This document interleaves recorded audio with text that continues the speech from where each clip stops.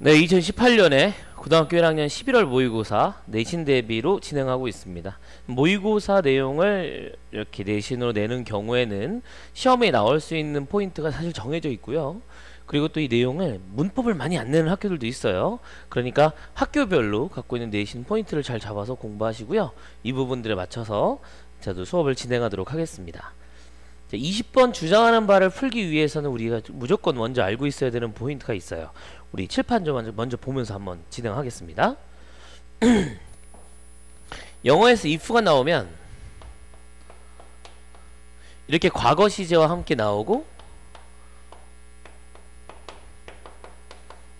would와 함께 하는 경우가 있죠. 네, 이렇게 나와 있는 문장 앞에 나와 있는 보라색으로 적었고요. 요거를 가정법 문장의 대표적인 형태입니다. 이렇게 밑줄을 보라색으로 칠한 이유는 보라색의 랜덤한 자리에 나오는 부사이기 때문에 그렇습니다. 그래서 이 앞에 있는 if절이 맨 뒤에 나올 수도 있고 코마 찍고 중간에 나올 수도 있는 구조. 그리고 가정법을 만드는 가장 중요한 요소는 여기 나와 있는 if와 동사의 ed 과거 시제처럼 보이는 것, 그리고 would와 동사 원형의 구조죠. 영어에서는 얘를 가정법 과거라고 부르는데요. 바로 이 동사에서 이름을 따온 겁니다. 근데 이 가정법 과거는 반드시 현재 사실의 반대로 쓰이고 있다는 점, 이 부분을 기억해 두시면 되죠. 어떤 사실의 반대를 알려주고 싶어서 시제를 왜곡시킨 거예요.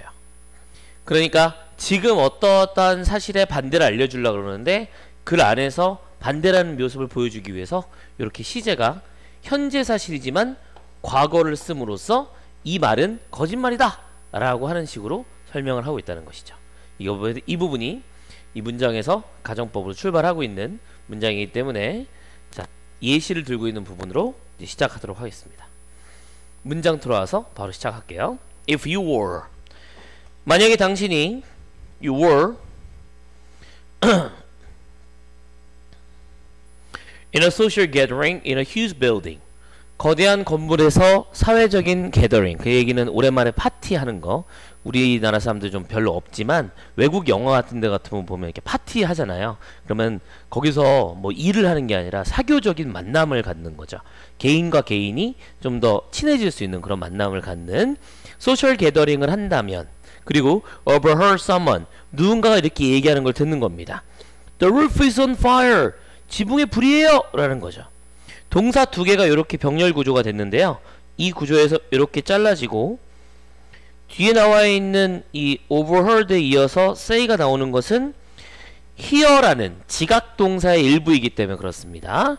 자, 초록 두 개 쓴 거는 같이 병렬 구조니까 어렵지 않은 거고, 또한 방금 우리 칠판에서 적어놨던 가정법으로 가정법 과거 현재 사실의 반대로 적혀 있는 것이죠. 다시 돌아오면요. 그래서 큰 건물 안에 있는 큰 건물에서 사회적인 만남을 갖고 있을 때, 그리고 누군가가 말하는 걸 들었던 것입니다.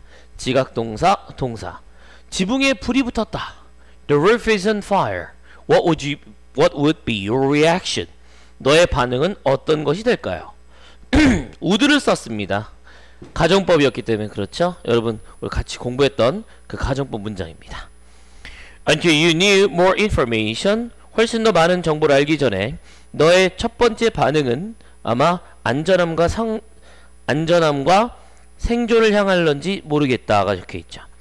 First inclination, inclination은 어느 쪽으로 기울어져 있다라는 명사의 가능성, 명사로 가능성, 첫 번째 경향성입니다. 너의 첫 번째 느낌은 아마 안전과 생존을 위한 것이다. 큰 건물에 불이 났어요. 이건 도망가야 되죠. 하지만 if you were to, 만약 너가 이렇게 알아낸다면, 동사 나왔고요.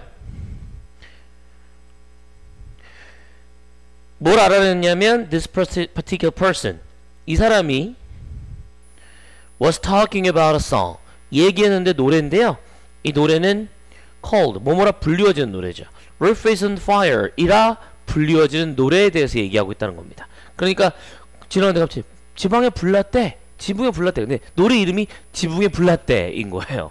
그래서 막 사회적인 소셜 게더링을 하니까 저기서 밴드를 부를 수도 있잖아요. 근데 밴드가 부른 노래는, 다음 노래는 지붕 위에 블라드입니다. 뭐 이런 거죠. 그죠? 마치 우리가 놀고 있는데 어떤 사람이 달이 차오른다 가자 이렇게 얘기한 거잖아요. 그럼 달 보러 가나? 이런 생각할 수 있죠. 근데 알고 봤더니 장기하와 얼굴들이 달이 차오른다 가자 이렇게 얘기할 수 있는 거잖아요. 그 노래에 대해서 얘기를 하는 겁니다.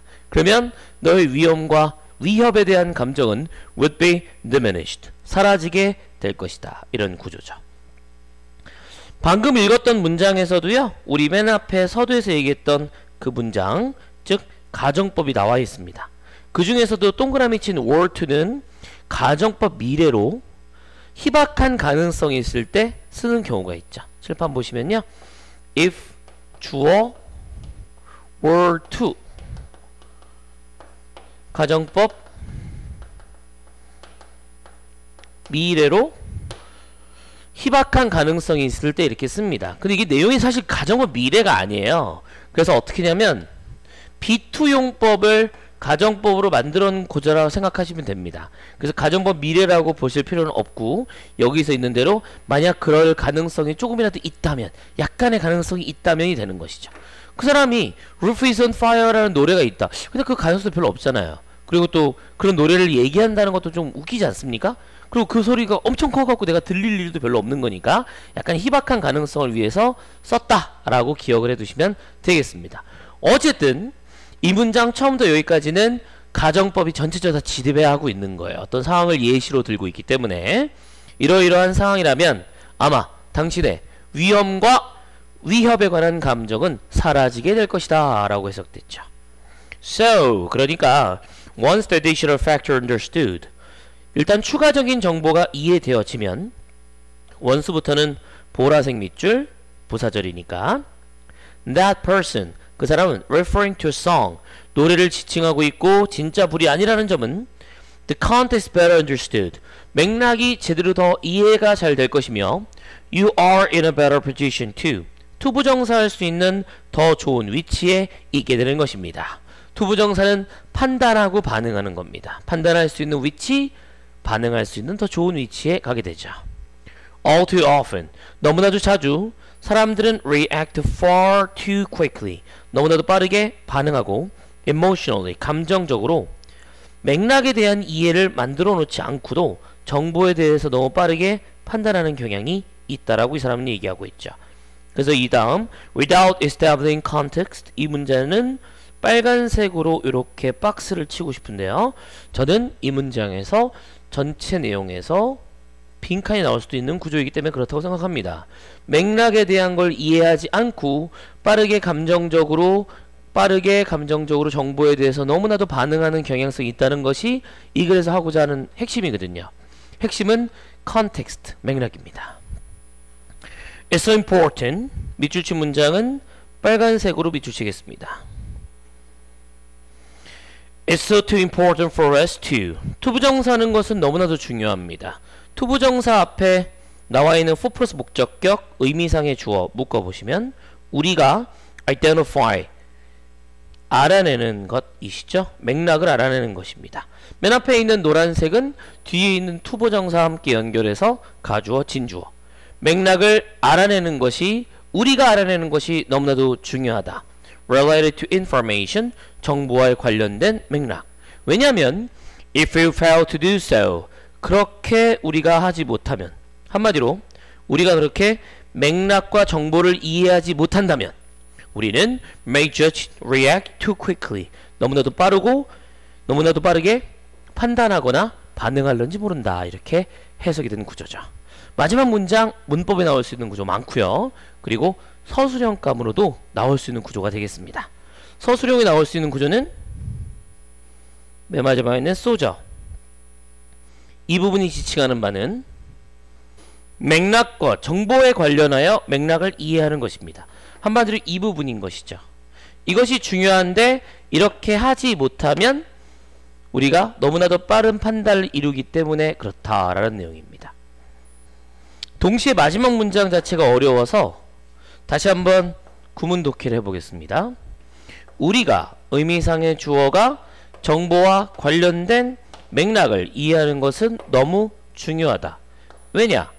정보에 관련된 맥락을 이해하지 못하면 우리는 너무 빨리 판단하거나 반응할런지 모르기 때문이다. 이해하셨나요? 한국말로 좀 어려울 수도 있는데요. 위에 있는 예시 roof is on fire 내용에 대해서 예시를 이렇게 정리한 부분입니다. 예시보다는 아래쪽에 있는 정리된 이 파트가 시험에는 더 많이 자주 등장할 것으로 예상됩니다. 잘 기억해 두시고요. 또 다른 포인트 하나 있어서 우리 스크린 내려주시고 다시 한번 다른 포인트 하나 잡겠습니다. 여러분이 하셔야 될 거는 다른 종류의 펜을 준비해 주시는 거죠. 준비해 주세요.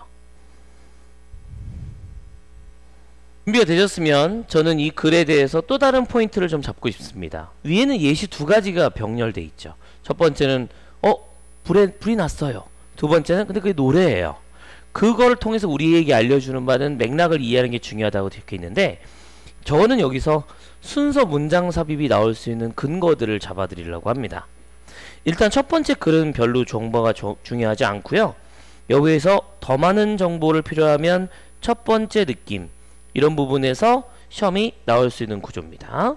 다음 연결사 중요하겠습니다. 하지만 이 특정한 사람이 노래를 얘기한다면 감정이 사라질 거라고 적혀 있죠. 추가적인 사실이 이해되면 그 사람이 라는 것은 더 잘 이해가 된다. 그 다음에 좀 지저분하게 됐지만 잘 이해해 주세요.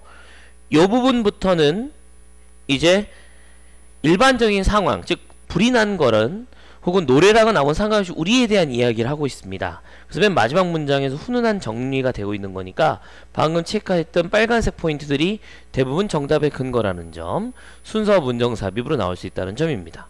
재미난 거는 연결사 하나도 보이지 않죠. 그렇기 때문에 연결사 추론은 불가능한데 논리적인 시험 문제로 순서 문장 삽입이 나올 수 있는 포인트를 잘 잡아두시면 여러가지로 도움이 될 수 있는 글이다 이렇게 판단이 됩니다. 20번 질문에 대한 설명은 여기까지 진행했습니다.